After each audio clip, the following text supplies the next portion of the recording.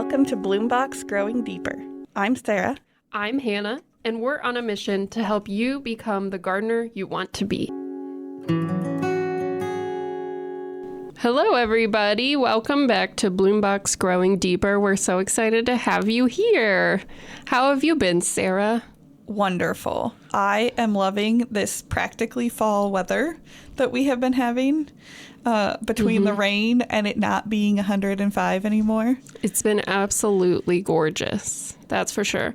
I have to admit, I was out of town all last week. Yeah, I was you in were. Chicago for a couple of different things.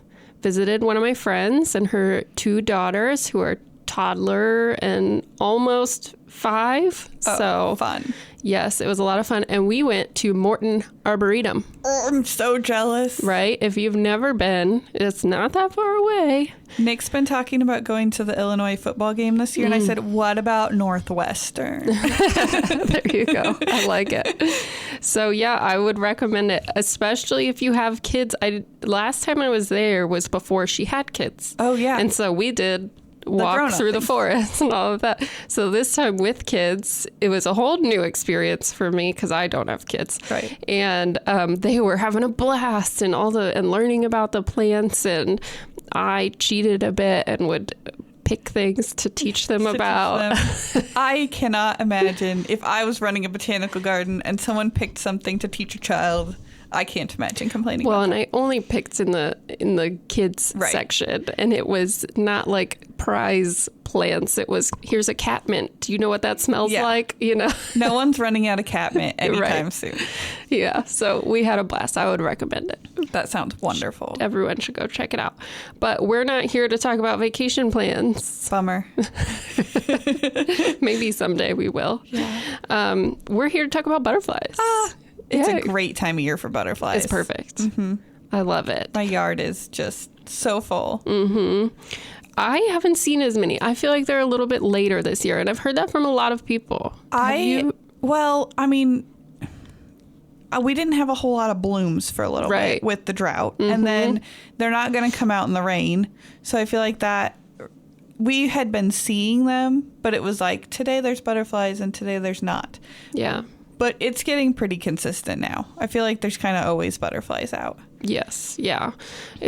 They need the warmer sunlight, direct sunlight. Yeah, I mean, like you said, it's been a weird year. Drought and then super rainy, even though we're not out of drought in eastern Nebraska, that is. And then it was hot, and now it's like fall. Now it's like fall. It's very confusing, but the garden's loving it. Yeah, my garden is exploding. I'll share an update at the end, but I have more problems. Oh, no. that need to be addressed.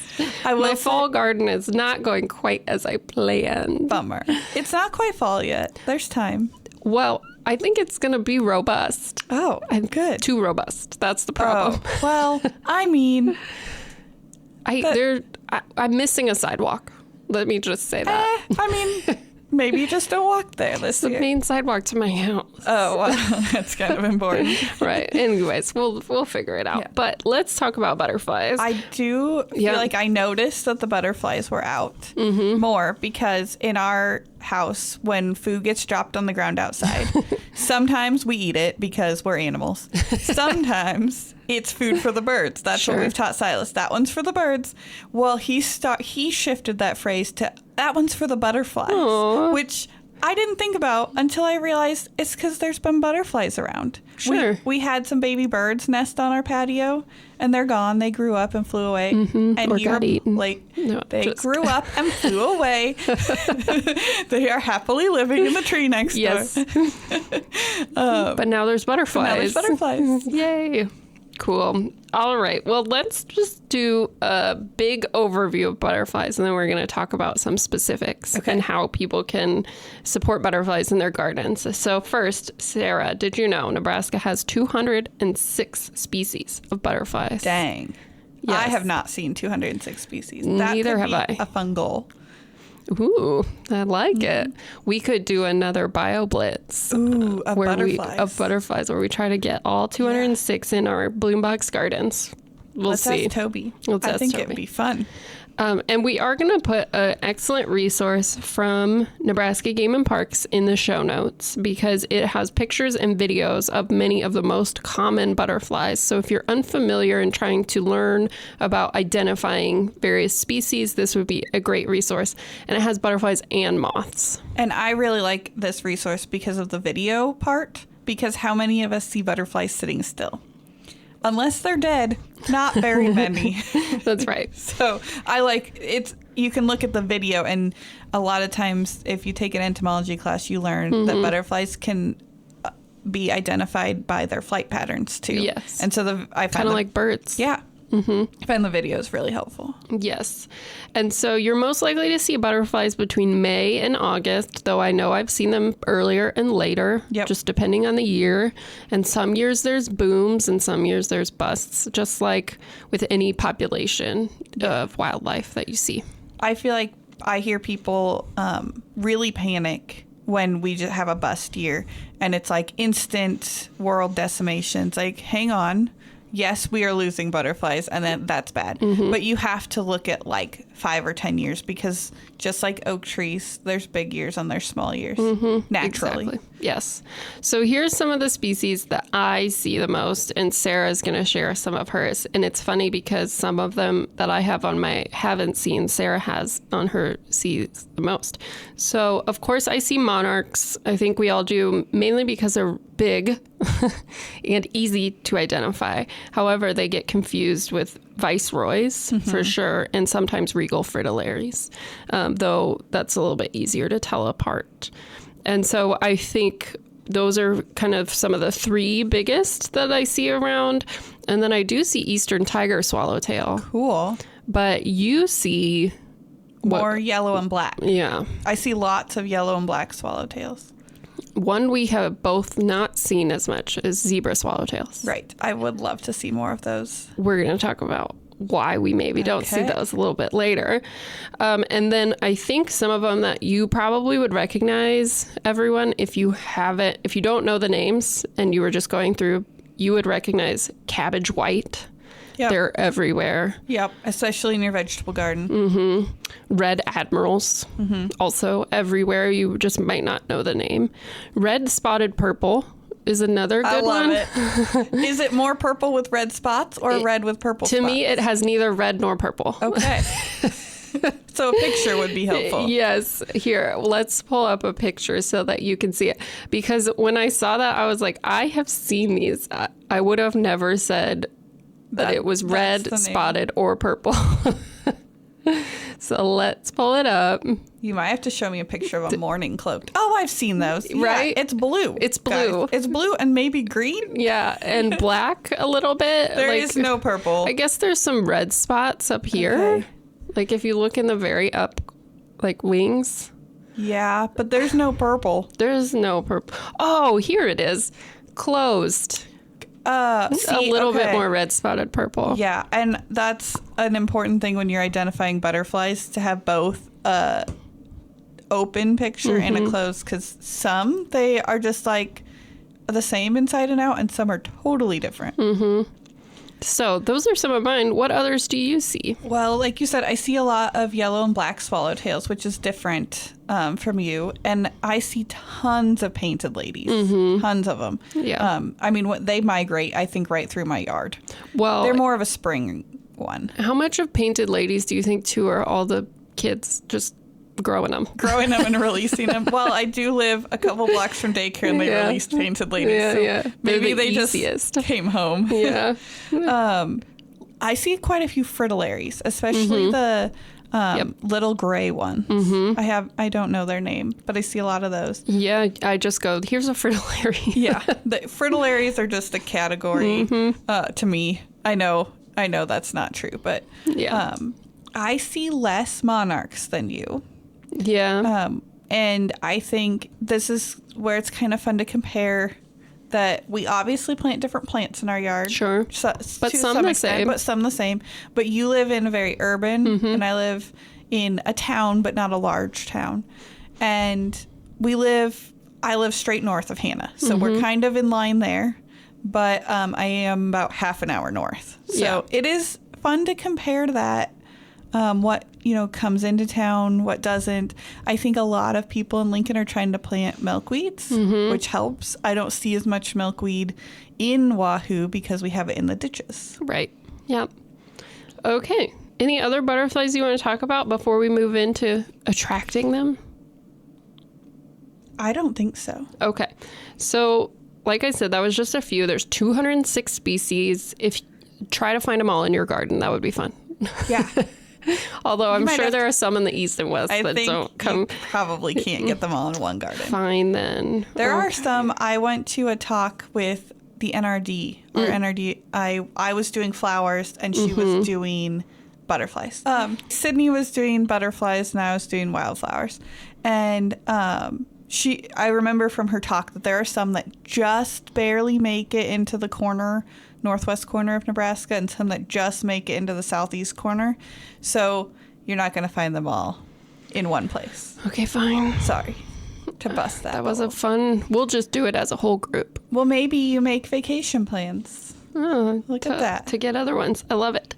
Okay, so what is needed to attract butterflies to your garden? Flowers. Flowers is number one, right? So they need sun because they're ectothermic. So they don't exothermic. My bad. Ecto.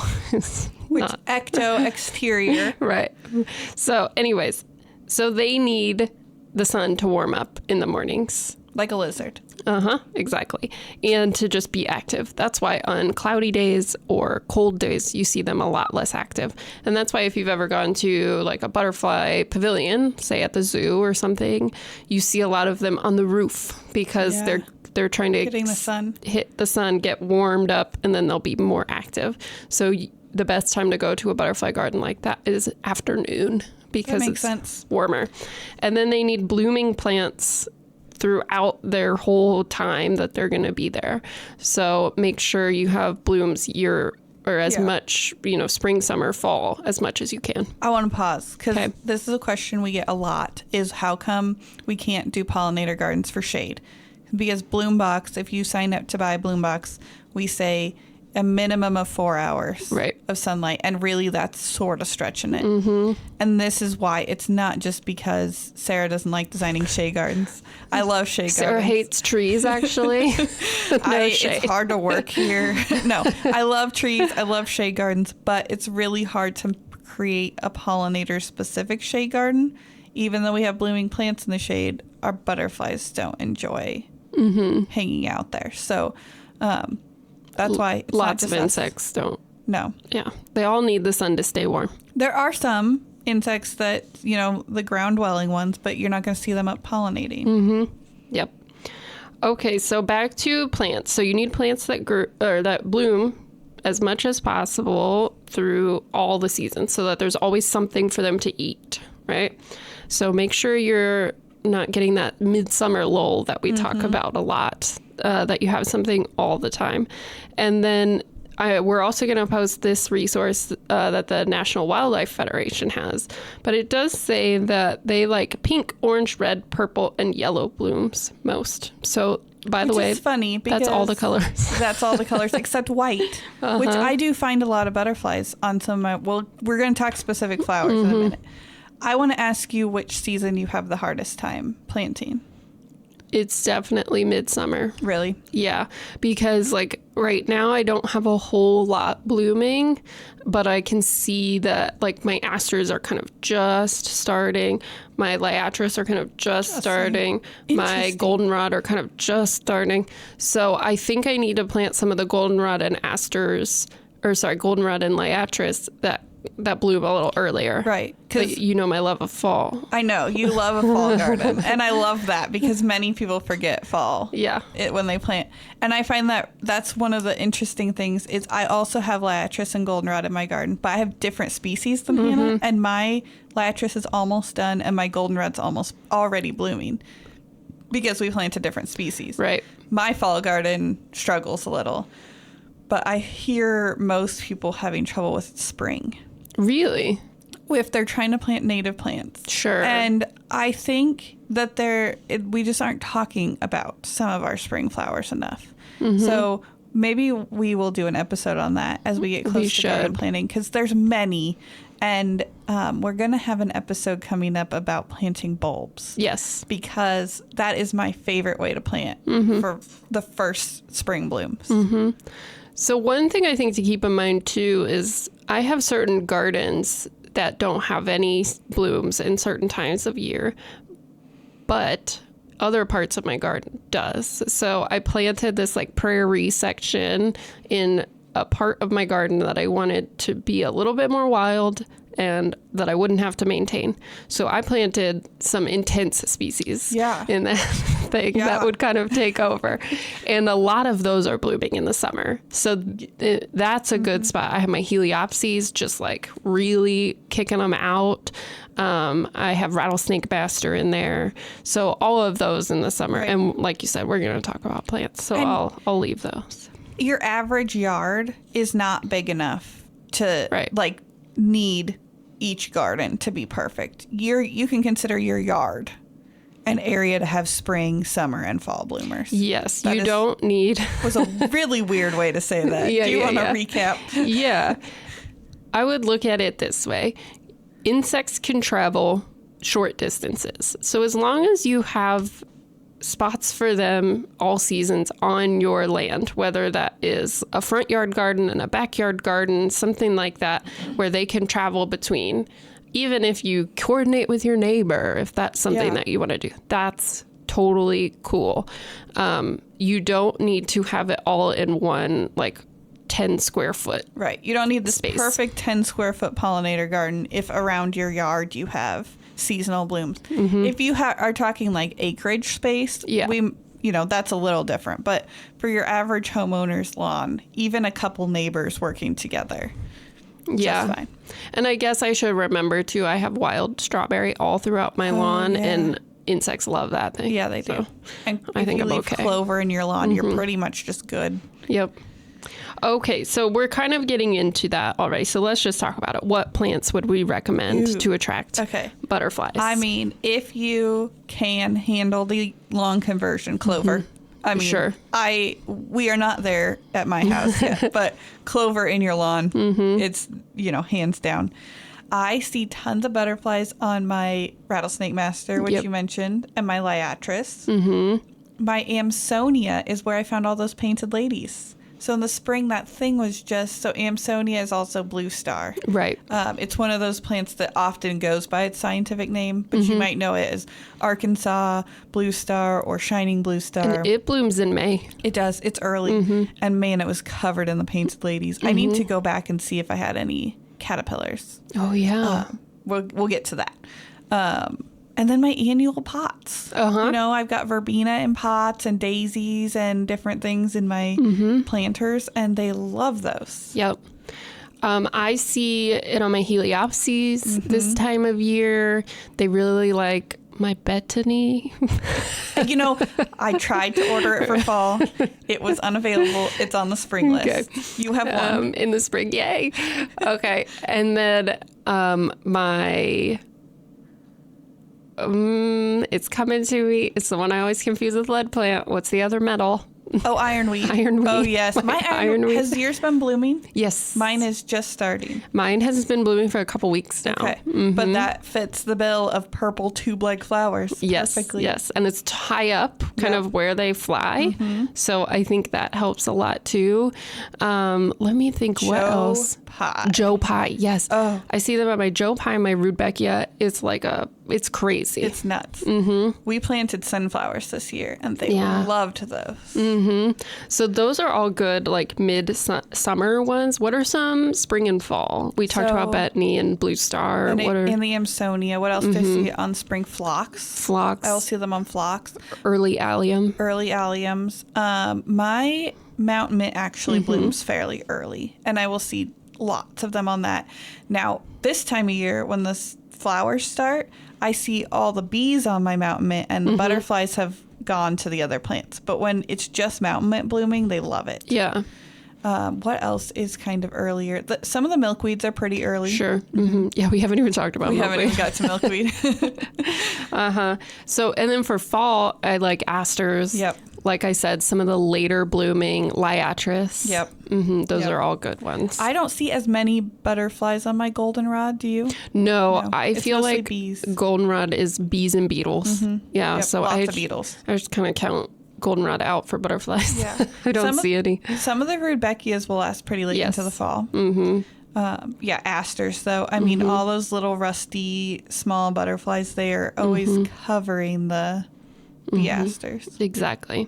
So those would all be good plants to put in. So many options. One thing we didn't mention is grasses. I don't see butterflies on grasses. They're too hard. Grasses aren't often a pollen source. Right. They have almost no nectar, so they're definitely not a nectar source. So you will see some very small bees gather pollen from grasses. What grasses do in a pollinator garden is provide the shelter. So when we start talking about which is what we're talking about next. Oh, is it? Okay, yes, well, so then I'll go just ahead. talk about it. Yeah. So when they start to look for a place to form their chrysalis, or for moths when they start to look for a place to find their cocoon, or, just hide from a rainstorm because butterflies can't fly in the rain, those bunch grasses. So little blue stem, our sedges, our switchgrass, they're really safe places for those butterflies to hide. Yep. So grasses are really important in a pollinator garden, especially for butterflies, even if they're not the food source. Right. Yes, which is what we're going to talk about a little bit as well, which is that there's a lot of thought that goes into providing food sources for butterflies, but they need that shelter source in grasses. Yep. And then also another thing you can provide them is a shallow pan that you dig into the soil, and then you put rocks and sand in it. Yeah. And put a little water in it, not standing water. No, but we don't want mosquitoes. No, water just like absorbed in the sand, because butterflies, that's how they get their minerals, is through drinking the water in the sand and around the rocks. Those rocks will have pores. Even if you can't really see the pores, they'll drink the water out of the pores on the rocks. I see tons of butterflies drink out of my concrete. So if I'm hosing something down and I leave a wet spot, as soon as I walk away and it gets warm in the sun, there will be all sorts of insects drinking out of all the little holes in the concrete. And so that brings up another good point. Put that in the sun. Don't put it, I know it seems counterintuitive, like they wouldn't want to be out in the open, but they do. They do. Yeah. Yes. They'll fly away if something comes after them. They're pretty good at it. So don't try to hide it under the grass to give them shelter. Just put it right out there and they'll come and find it. And then another thing to keep in mind is just that pretty much all insecticides will harm butterflies. It doesn't matter if it's organic. Sorry. Organic pesticide, still a pesticide. Right. So it is important, if that's a concern of yours, to have insects close to your house, that you locate your pollinator garden a little further away. So if you have anybody spraying for termites, if you have anybody spraying for ants, that is something that can affect your pollinators. So yes. I often recommend that people don't use their pollinator garden as a foundation planting. Yes. Or you can do like me and just ask them to only spray inside. Yeah, that absolutely. Which is something that I did. Yeah. I said, no, my outside stuff. No, outside they're allowed, inside they're not. Right. I was home the other day, and a pest control guy knocked on my door. Uh-oh. And he'd already walked through, to get to my front door, you've walked through a couple gardens. Yeah. And they have to. They have to book so many doors they've knocked on, and I am always nice to them. But you could tell from his attitude, he already was like, I just have to knock on this door. She doesn't want anything. Yeah. And we both understood each other pretty well. Sometimes you gotta do it inside. There's just a issue here and there. I mean, you can't have ants invading you or termites eating your house. I do not do the monthly one. No, just when I notice there's a problem. Right. And that is a great way to do that, to keep all of that stuff inside where you are. So it can poison me. So, yeah. And they promised me it was non-toxic, but I don't know. I don't know how Anyways. I don't know how you can get rid of ants without. I try all the stuff, the dish soap and everything. And my mother-in-law says borax. I've done borax. I did learn I did borax wrong, so you can do it wrong. But they feed it to their babies, which is like, sorry. All right, let's go back to butterflies. Yeah. So remember back to our episode about pollinator insects, right? You need to provide both nectar and hosts, which are often different plants for the same insect. Yes. So let's talk about host plants. Let's talk about monarchs, because it's the one everyone knows. That's at the bottom. I know it is. The list. But it makes such an easy, example. Okay. So we'll save the monarch discussion, but just as an example, monarchs, you see them eating liatris, rattlesnake master, they love rudbeckias, but everybody says it's milkweed for the monarch. So why is that? Because that's her host plant. That's what the babies eat, the caterpillars. So you may see, I don't see a lot of adult monarchs feed on a milkweed as heavily as they do other plants. You will here and there. Yeah. But I mostly see other butterflies feeding on the milkweed flowers. But they will lay their eggs on the milkweed. So that when the caterpillars hatch, their food is right there. And we know the relationship, caterpillars eat milkweed, so they're poisonous. So once that caterpillar goes to form its chrysalis, it's going to move on to something else. Yep. And pretty much only monarch caterpillars host on milkweed. As far as I understand. Yeah, I'm telling you that. Oh, okay. Thank you. I thought it sounded like a question. I was like, I don't know. No, sorry. No. Okay. That is a true statement. True statement. Only monarchs larval host on milkweed. So there you have it. Okay. Here's how we can attract some others. Okay. Do you know the host plant for zebra swallowtails? Without she read it. Yes, I think you knew that one. Yeah. Yeah. It is pawpaw trees. Which are so cool. I love that. And that is another one that really only zebra swallowtail caterpillars will eat, because it also has a toxicity to it. We call that a specialist.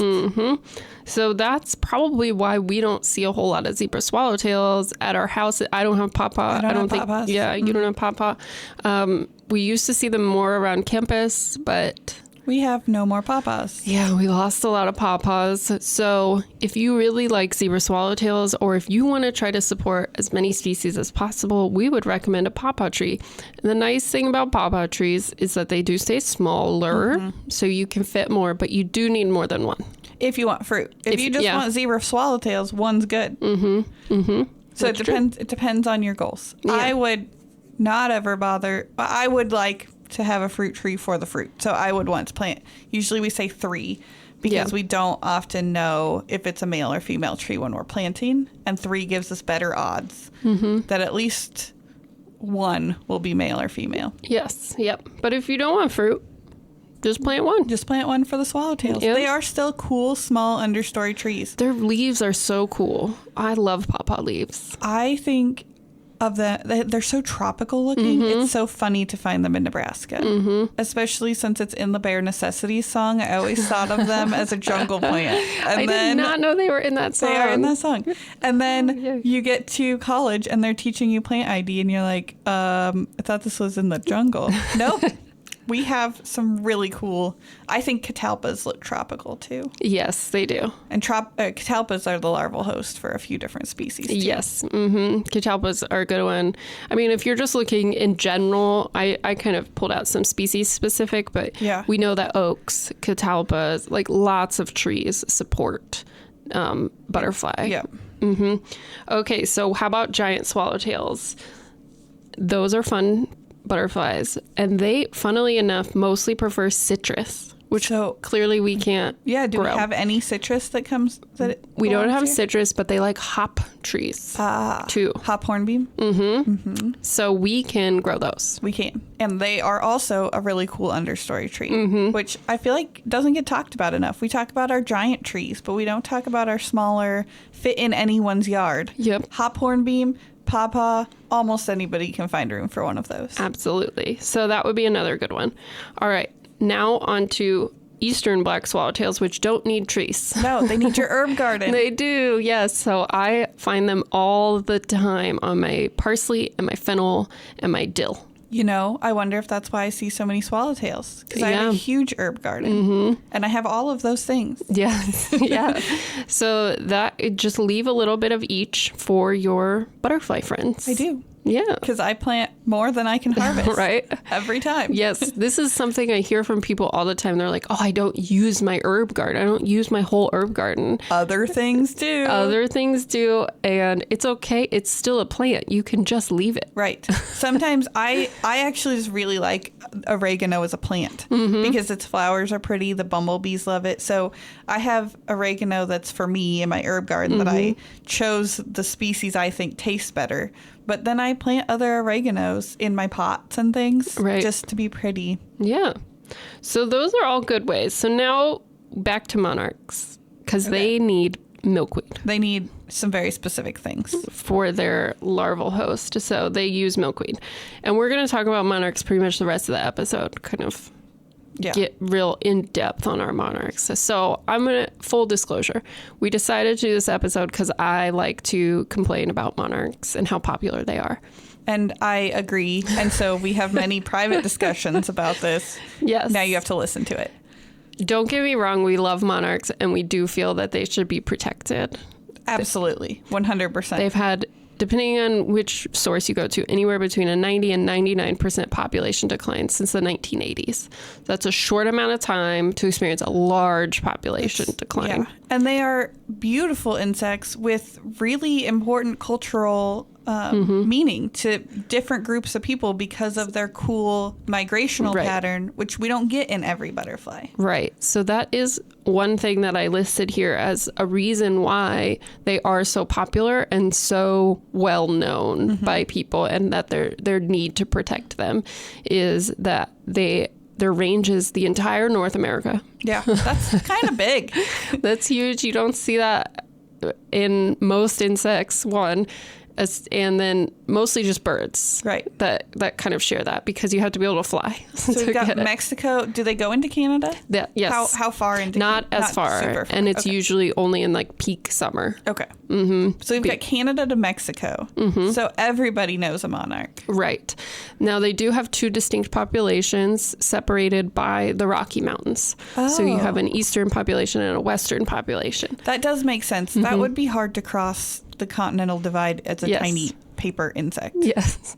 And the eastern population is the one that winters in Mexico. Okay. The western population spends its winters on the coast of California. Well, that makes sense. Which does include part of Mexico because you got the Baja California, right? But the ones that make it into like the forests in Mexico that we talk about a lot, that's the eastern population that we're going to see there. So these are important. However, are you familiar, Sarah, with the term charismatic megafauna? Ooh, I can guess. Okay. So megafauna would be something very large, and charismatic would be something that people get along with. Yes. So it's something that people can relate to and appreciate easier than other species. Exactly. Haha. Very good. So yes, so as you know, my undergrad is in Parks and Recreation Management, and a lot of what we talk about in the wildlife and ecology side of that career is the species that people want to see. So in the U.S., that's often bears of all type. Interesting. Buffalo is People another love their buffalo. Big one. I'm going to order a shirt. The National Park Service just put out a shirt that supports them that says, please do not pet the fluffy cows. I love it. There's a buffalo on it. A really funny sign at Smith Falls State Park that's like a few different wildlife and how close you could get to it. Yeah. And the buffalo's like, stop going near this animal. Yes. They don't like you. It also includes a lot of big cats. People like those. In many countries in Africa, we have the big five, right? Yeah. Lions, elephants, giraffes. I really wanted you to say lions, tigers, and bears. Oh, my. Well, those are all megafauna, Yes. charismatic megafauna. I think that monarch butterflies count as a charismatic megafauna, even though they're not mega. I 100% agree. And that is why even those of us who are well educated in pollinators still use them, because let me just to be honest, you need wasps a lot more than you need a monarch. Yes. As far as like when we talk about needing pollinators for food production, do you know how hard it is to me to sell to a preschool teacher that our insect unit, we should talk about wasps? Right. Yes. It's really hard. Yes. So we try to use these charismatic megafauna to educate broadly so that then people care about even the things that they might not actually care about, right? Because what's the most endangered thing in Nebraska? It is prairies. Mm-hmm. People don't care about grasses, right? It's just not as exciting. And you have like the Salt Creek tiger beetle. Yeah. Almost none of its habitat exists anymore. And people had to work really hard to save what is left. But it's hard to be like, here's this little beetle that lives only in this certain part and you should protect it. Right. But when it's something like a monarch butterfly or all you've got to lions, do is all you've got to do is plant a milkweed. That's so easy to do. Everybody can do that. Yes. So that's one thing why we kind of, grumble about monarchs, but we still love them. Yeah. The hope. So when people do this kind of education, the idea is that everybody can relate to a monarch. Butterflies are pretty. I do actually know a couple people scared of butterflies, which is funny. They're scared of anything that flies. Yes, so like I know a couple of those. And that happens. But for the most part, everybody can love a butterfly.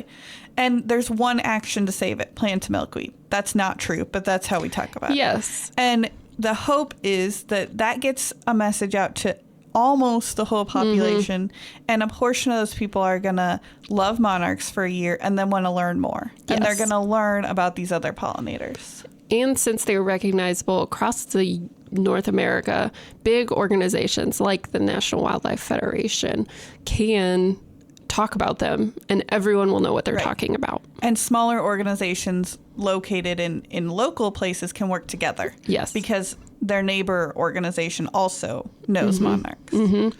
So there's a lot of good things, and then there's just some things that when you're working with them, with pollinators every day, it gets annoying. Mm-hmm. So that's where we're at. So sometimes we do get tired of hearing the focus on monarchs because as far as pollination services, they don't offer a whole lot here. Yes. They're here to lay their eggs. They eat a little bit while they're here. That's great because they pollinate. But the majority of our pollination services come from bees, wasps, and beetles. Yep. Okay, so I want to read a little bit from the National Wildlife Federation since I got a lot of information from them. We're going to link this in the show notes so that you can look at it all yourself.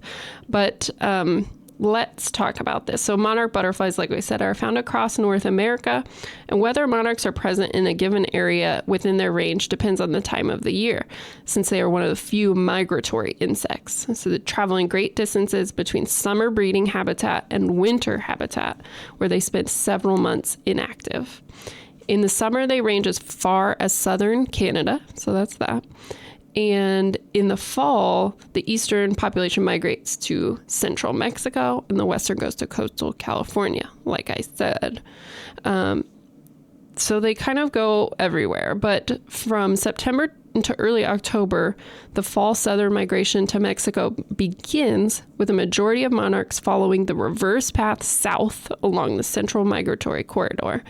And monarchs from the northeast head south along the Atlantic coast. Okay, so there's like a bunch of different migratory patterns that these follow. And I think the fun thing about it is that their life cycle range changes depending on what time of year it is. So that certain generations do the migration path. It's not that they're reproducing every 6 weeks along the way. It's that at that point, that butterfly lives longer. So let's pause there for a second because I think this is confusing and I get a lot of questions about it. So let's say butterfly George. No, wait, we need a female. Georgette hatches from an egg in Nebraska. Uh-huh. Where may Georgette end up? Central Mexico. Central Mexico. And will she come back next year to lay another egg? No. No. So she goes to Central Mexico and her life ends there. But she reproduces She reproduces there, too. Yes. And so Georgette has a baby, I'm out of names. Alfred. That would be a boy. So that's okay. How about the males? We need a male. Are they going to stay? They also migrate. They also migrate. They also migrate. And so... But not every butterfly that you see migrates. Right. Because some may live their whole life cycle in this one place. Gotcha. So there you go. There are populations of monarchs in Hawaii, Puerto Rico, and some islands of the Caribbean, as well as New Zealand. Cool. And they may have been blown to those places in storms or naturally dispersed there by island hopping or introduced by humans, of course. But these are not populations that are counted in the North American migration, and... They probably don't migrate. No. They probably just... stay why there. would you leave Hawaii? Yes, they can have everything they need year-round at one spot. Speaking of, the IUCN did add monarchs in 2022 to their red list of threatened and endangered species. And they decided mostly climate change and pesticide use as the factors. And I gotta say, the fact that monarchs could get blown to another continent and create a breeding population, and yet we're still managing to kill them, says more about us than them, because they seem to be a pretty resilient population. And so that really is significant that, you know, an insect that could get blown to a completely different country, find a food source, and create a breeding population, and yet can't survive our activities. That's a problem. Okay, so let's get back to milkweed, because we're going to talk about some ways that we can help. And I have about 5 different ways you can help. I see this. So number 1, milkweed. Their host plant is milkweed, and they need more of it. And one of the reasons why we focus on milkweed is because a lot of it has been removed from the natural landscape. Or is in danger of pesticide use. Yes. So it may exist, but the insects that hatch on that are not going to survive. Yes. So you can plant milkweed. Any type of milkweed. Lots of people ask for butterfly milkweed. Yeah. And it's like, you know what? That's great. Lots of people ask for common. Yeah. That's the one I would not plant in my garden. Yes. Common milkweed spreads by rhizomes. Fine in a ditch. We need it in the ditch. I don't personally wish to grow it in my garden. So butterfly milkweed, people recognize that. A lot of people ask for butterfly weed, and I'm never clear on which species they're asking for when they ask for that. I think they just mean milkweed. Sure. And they're open to any. That's how I treat it.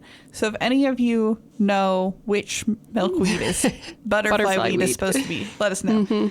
But there's a lot of milkweeds to choose from. You don't, and it's not that one is preferred over the other. No, we need probably a variety of them, and they're suitable to different gardens. So butterfly milkweed, that's bright orange, so people love it for that. It's kind of different looking. Swamp milkweed is also probably the most versatile and easy to grow without taking over your garden. So if people are blaming milkweed for problems, you either have Hannah's vine of death, which is the vining which milkweed. Is an invasive species. Yep, so we don't want that. No vines of death. Or you have common milkweed, and we don't grow that in our greenhouse because A, it grows itself just fine, and B, we don't want to. We don't feel responsible putting it in people's gardens. Yeah. Yep. So that's a good one.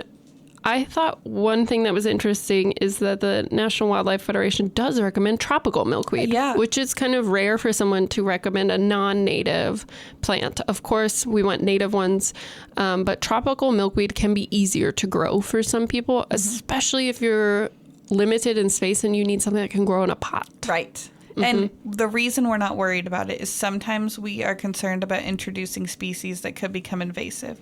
Tropical milkweed has 0 chance of surviving here outside of you planting it in a pot. They do not recommend it in places where it could survive year-round, such as California, some of the southern states. And I thought it was interesting, not because it will spread, but because it keeps the butterflies there and stops them from migrating. Because it blooms too long. Yes. That makes sense. So in Nebraska and probably most of the Midwest and mountain regions, I would imagine we're okay. But if you are in the southern United States or the coastal areas, check. Our advice might not be good for you. Yes, but you might have the chance to plant citrus trees and get some of those other butterflies that we can't get. So jealous. Right. Okay. So yeah, tropical milkweed works too. You can also help by advocating for flyway habitat. along roads, all different types of places, right? Because we regularly see our ditches mowed, and that takes down a lot of good habitat for all kinds of insects, monarchs included. Now, why roads? Because it's there, not being used by anybody. Ideally, I would say this would be pockets through your cities. Yeah, could be that too. And away from roads, because people will bring up the comment that we hit a lot of insects with our cars. But the reality is that across the United States, we have so many miles of ditches that are serving no purpose. Well, they are serving a purpose. They take the water off the roadway so we can drive. Yes, they are important. But nobody's walking in them. Nobody's using them. And they may as well be habitat. There are states that implement this well. Texas, Arkansas. I've loved driving through there. Nebraska has implemented it very poorly. Yes.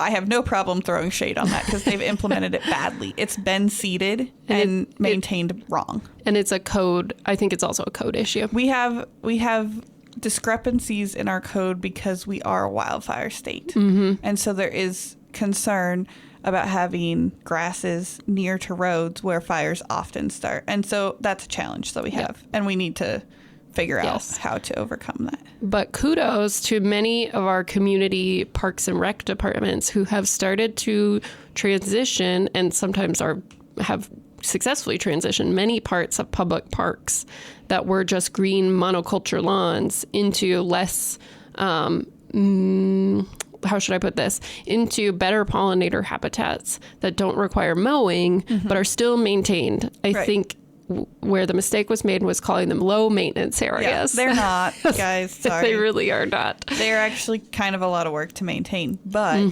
they're a different type of work. So when we remove mowing, we remove a lot of the pollution from our mowers. We remove the compaction of driving back and forth, and we give somebody perhaps a more of a varied job than sitting on a mower. Yes. So our concerns are keeping woodies out, keeping invasive species out. There is a point where you have to mow and remove the bio-waste from that site. But it makes our parks so much prettier. And this doesn't mean we're going to take away all the green grass. We need a place to play soccer and catch and have picnics. But we don't use all that we have. Right. And there's people that want to be able to see flowers and butterflies on their walks in the park. And birds. And birds, yes. That's the thing I think people forget. If you plant pollinator habitat, you plant bird habitat. Oh, yeah. They go hand in hand. They do.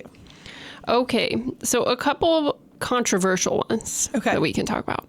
Captive breeding. Yeah. Are you familiar with monarch captive breeding? Very familiar. Unsure how I feel. Okay. Well, we're going to link to an article by the Xerces Society, who is a group that we kind of get behind quite a bit. We work with them, and we believe in their mission and what they do. And they actually do not recommend captive breeding. So there are a lot of people who feel that some of the best ways to support monarchs is to find the eggs or the caterpillars, collect them, bring them inside, rear them to butterfly, and then release them. Yeah. I'm not a fan of that. I just, hands down, taking something you found wild into your home, not a fan. Yes. In pretty much any circumstance. Unless you are a trained wildlife rehabilitation person, there's no reason you should be taking wildlife into your home. Yes. So that's kind of their stance.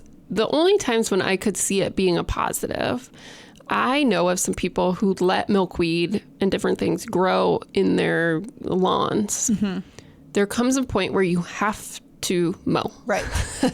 Because you're going to get weed control called on you, or this is the world in which we live. Right. And so if you have milkweed growing in the middle of your lawn and you get to that point where you have to mow, and then you can maybe collect them and move them, or if you have to captive raise them, that can help the population a bit. It would be better than destroying the habitat you created, because I feel like it's kind of a psych. Like, look, we planted your habitat. Just kidding, I'm going to mow it. Yes, but if you can transition parts of it to be a no-mow area where you have all the plants that we talked, not all of them, but all the options that we talked about with supporting a full pollinator life cycle, that would be a more preferable way to go. Agreed. Yes. I would also say the time that I could support it is the classroom experience. Yes. And one of the reasons I support this is because it's not these teachers going outside, finding something and bringing it in. These come from captive breeding programs, and they come with the education to properly care for the insects. And I do think that there's a place we need to teach. We need people to understand and to have that experience. And so that is also. And learning it from watching and experiencing it is way better than watching even a video or looking at a book or something. And so that, I think education does trump some things. And also the fact that they came from a captive breeding program, not from people destroying what was naturally occurring. Yes. And next up is tagging.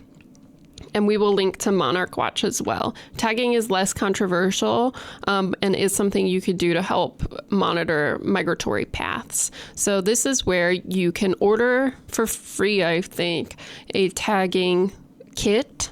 And then as you find monarchs, you capture them, and they teach you how to properly capture and hold them so that you can put a little sticker on their wing. And the sticker doesn't affect their ability to fly, but it has a number on it. And then you input that information into a spreadsheet that you send back to them. And they have very detailed instructions on this link that we're going to send everybody. Or not send it, but we're going to post it for everybody. So you can order those kits, follow the steps to a T. Don't hurt the butterflies, follow the steps, and you can put a little sticker on them. And then as they finish their life cycle, they are collected, and it will be noted then by the research team who's monitoring this, how far they went and where they were first spotted, so that we can understand more about their migratory patterns. How do you feel about that? I think it's fine. I do too. I think there are things we need to do for research. I also We tag birds all the time. I also think that we will always interact with nature. If we stop interacting with nature, it will likely be because we have no more nature. And so properly training people to interact in a positive way, I find much value in that.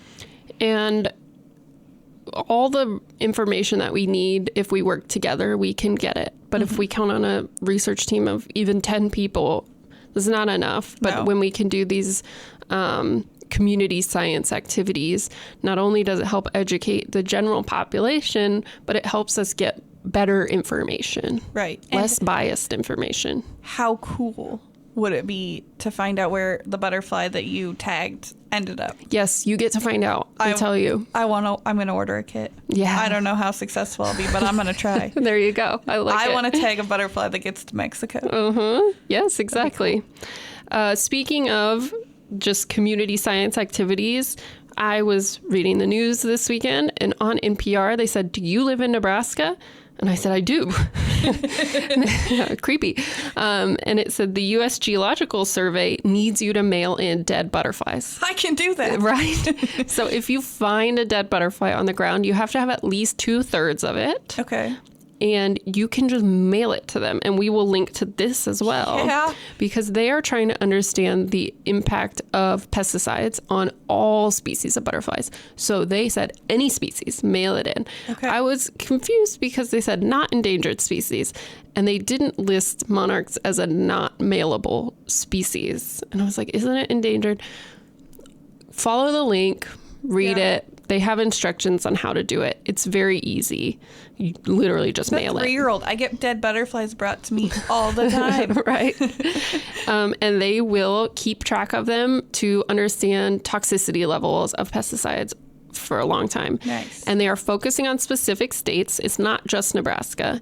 It's migratory pattern states and the Corn Belt, which is part of why Nebraska's in it, because the Corn Belt has a higher pesticide use than most agricultural states. And that's not all of our listeners, but the majority of you would fall in that area. So if you're curious, click the link and find out if your state applies. Yes. And I'm sure they would be happy to have you mailing in butterflies, because they read the article. It's very interesting. They were hoping to have this done in 2024, but they're just not getting enough species sent in to really have a good survey of butterflies. Now, to be clear, do not catch a live butterfly and kill it in order to send it in. No, find dead ones. Find dead ones. You can. And And it's not look always, at the ground. I know this study is going to make it sound like every dead butterfly you find is from pesticide use. Butterflies have relatively short life cycles, other than monarchs. A lot of them, by the time you see a butterfly flying around, it may have a day left to live. And that's not bad. That's its life cycle. It has already lived as a caterpillar. It's already lived as a pupa.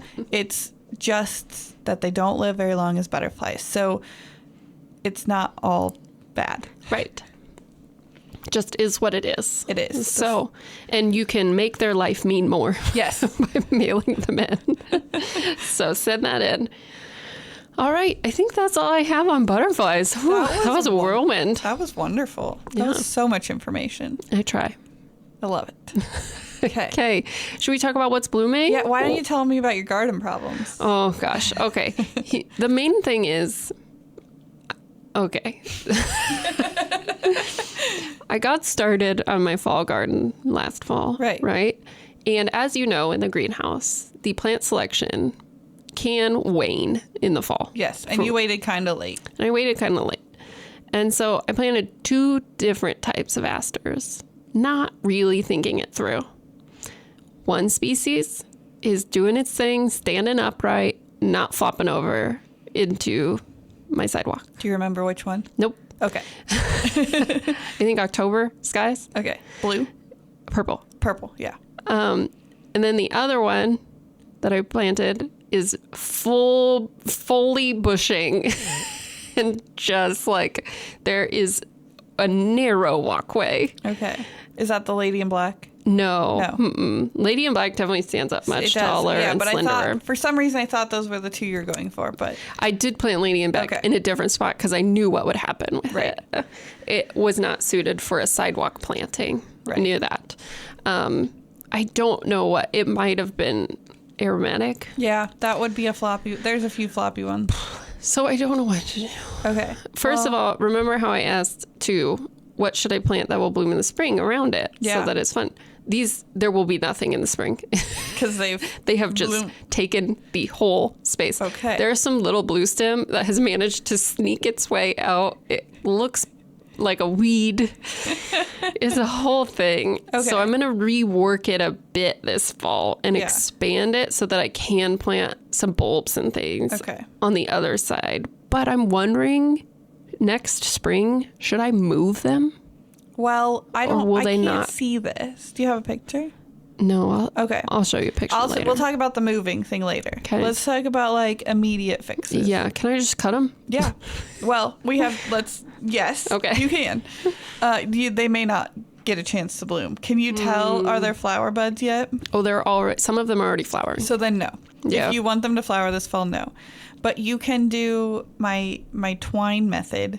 So if you get some garden stakes, you'll probably want them pretty tall. I don't even know if that'll work. They're perfect little poofs. Oh, they're just too big. Yes. Okay. Yes, sorry. They're not, these are not flopping. Okay. They're just too big for the spot I put them in. Poofing over their allotted space. Yes.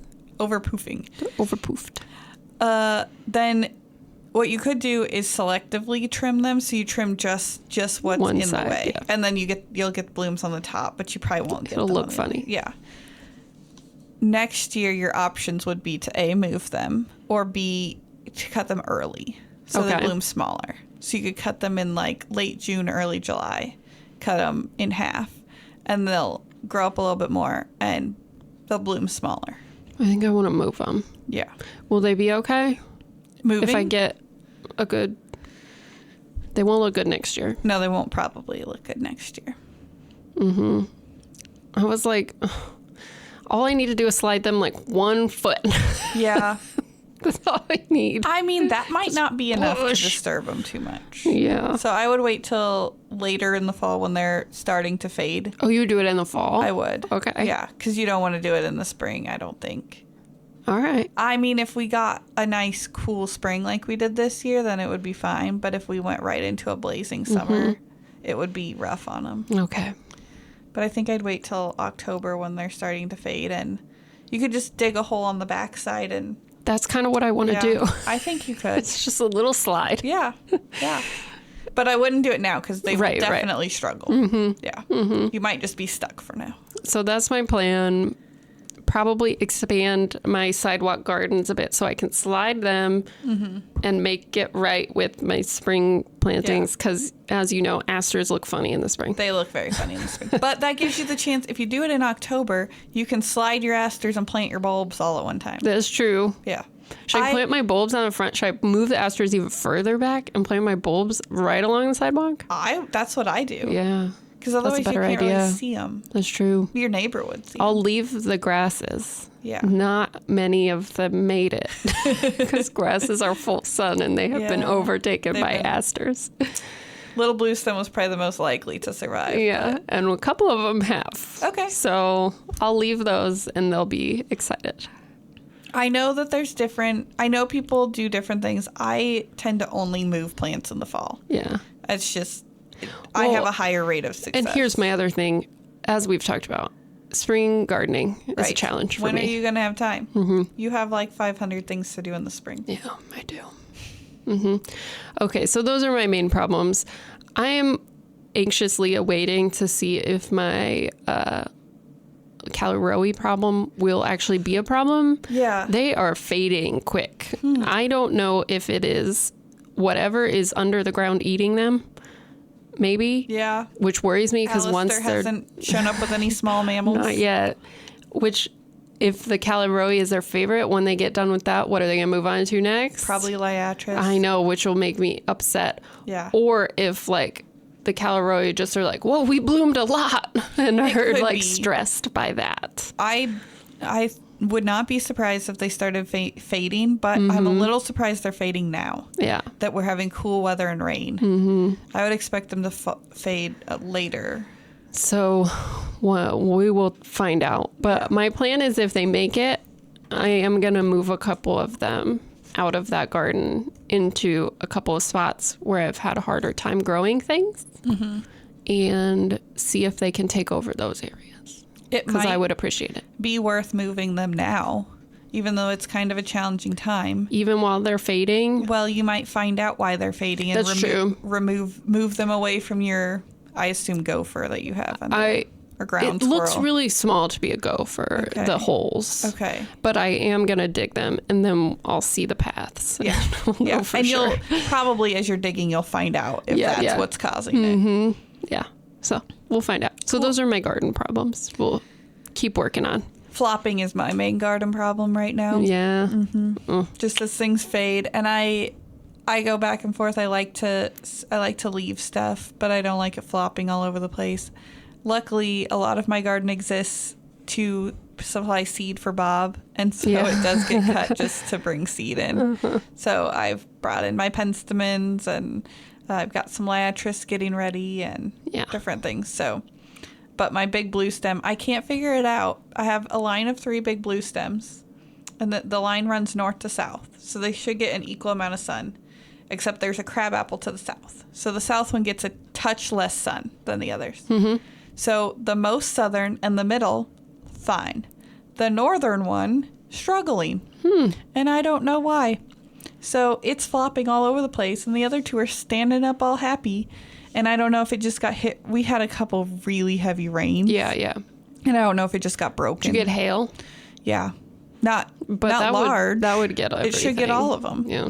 So I don't know exactly what happened, but I'm having a big blue stem flopping issue, and I can't figure out why one flops and the others are fine. Yeah.